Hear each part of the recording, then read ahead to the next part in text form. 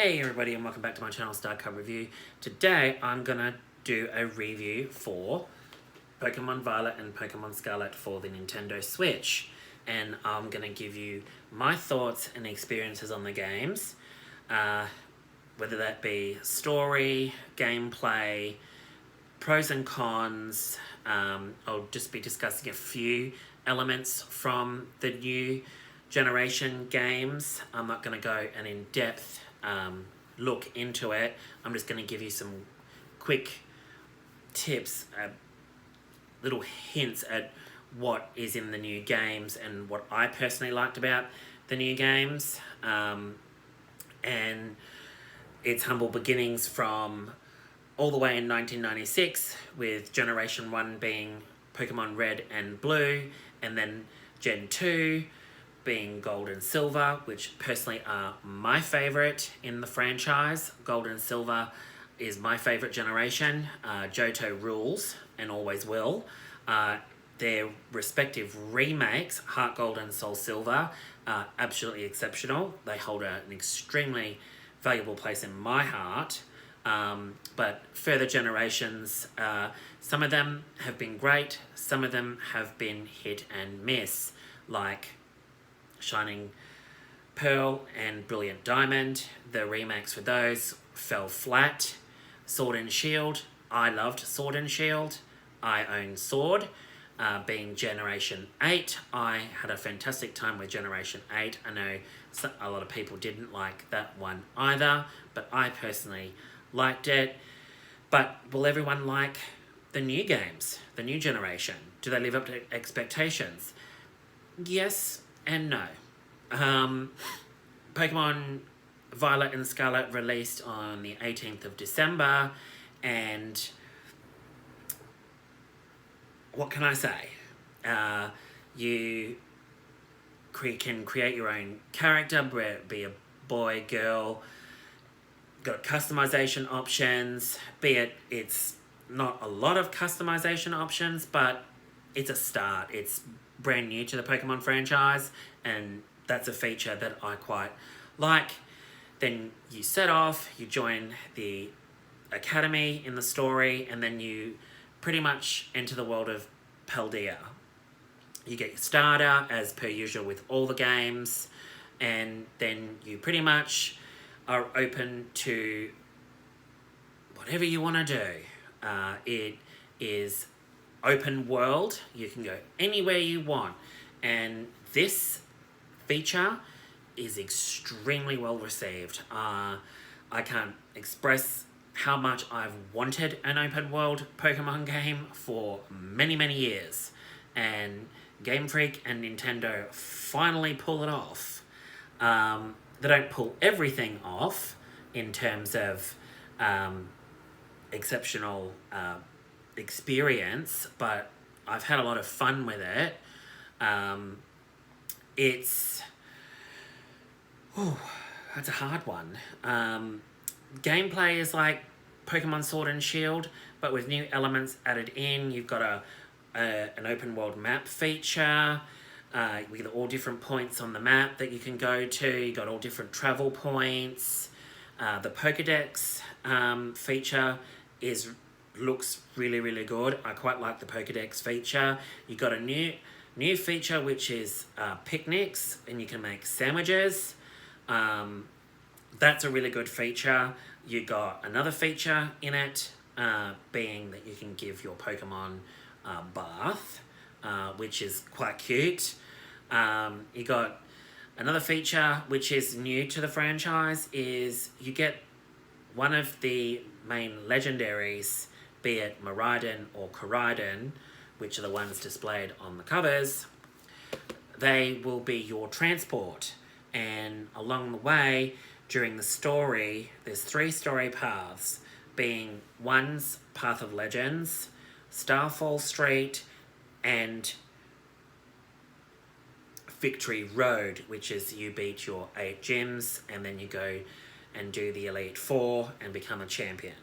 But those 3 story paths all intersect in one main story towards the end. Well, they all join into each other, but you can choose to go whichever route you want to. Starfall Street being where you have to beat 8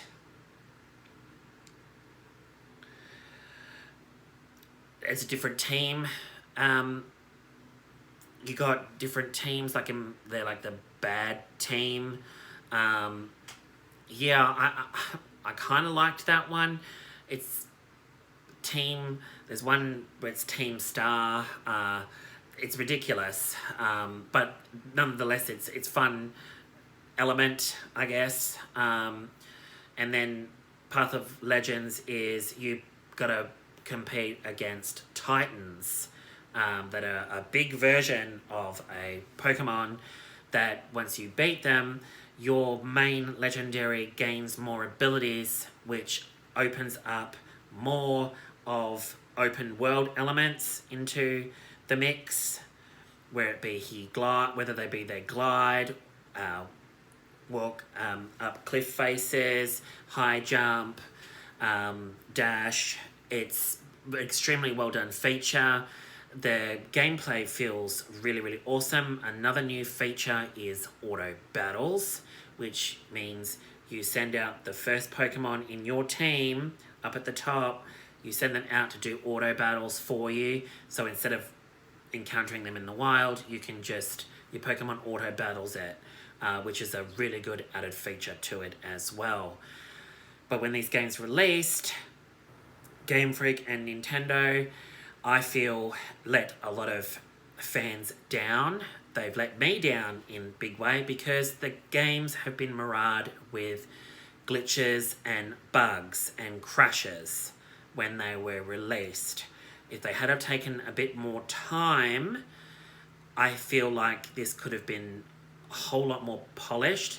It comes with the fact that they didn't do a day one patch, which infuriates me as a fan, and I'm sure it infuriates a lot of other people as well.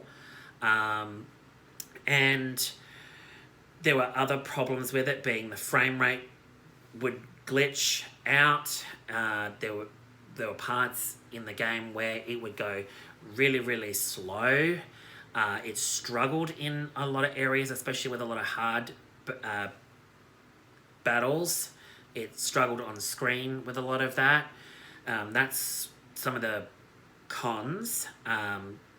Another con is Game Freak really needs to move past having so many of its old gen Pokemon in new Pokemon games. They favour a lot of the other gen games but neglect some of the other gen games that don't get a lot of attention with some of the Pokemon there. And I feel like with 107 new Pokemon that are new to Violet and Scarlet, I feel they really should have made more of an effort to include more new ones instead of 107. Some of the designs are absolutely amazing. They're fun to look at. And then others are pure lazy, not needed. Some of them are used assets, which is just atrocious to me. And I feel like they let me down as a fan with, once again, putting in your Pikachus and your Gyarados and your Magikarps and all those other Pokemon that I've seen in previous generation games. And they don't favour any of the later generation games and showcase them mixed in with the new Pokemon. But that hasn't put me off from playing it. It's very saddening that, honestly, they really could have taken a lot more time and effort to really punch out more Pokemon. And another big downfall for it, in my opinion, is can we have some voice acting, Game Freak? We need to get voice acting in the game. I feel like this game is so well with its story and its interactions with new characters like Arvin and Nimona and Penny, and everybody else, but we kind of need voices. I think it would have been brilliant to actually hear those characters in the game. It would be so well received, I think, in my opinion. Like I said, none of this has put me off. I just feel like you rushed it a little bit to get it out, which is a little bit sad. But I'm hoping if you guys do future patches that these issues will be resolved. You'll add DLC, which will keep fans coming back for many, many, many, many months and years. Another good thing that you guys have put into it is the multiplayer. So you can join somebody else's adventure. You can see them on screen. You can do emotes with them. You can take photos with them. It's all really fun. And the terror raids are fun. You can join your friend's terror raid in dens, like back in Pokemon Sword and Shield, where you could do den raids. But another new added feature, which I really liked to the Pokemon franchise, these Pokemon games in particular, is terrestrialization, which adds a completely new strategy into how you battle the gym leaders or Pokemon trainers in general, or your friends. It adds a new strategic level, being that you can have a Pokemon that's its element is fire, but then its Terra type can be a grass type. So you can have dual types, and you can change those types later on in the game by collecting Terra crystals. So that's a very fun element. Sandwich making is another really fun element. I quite like that. The pros is I'm having a fantastic time. It pulled me in. The 3 stories are fun, although Starfall Street is very sloppy in my opinion. It wasn't as fun doing Starfall Street. Some of the characters are very stiff, and I feel like Game Freak really needs to move away from the whole having different coloured teams in these games. It's getting a little old now.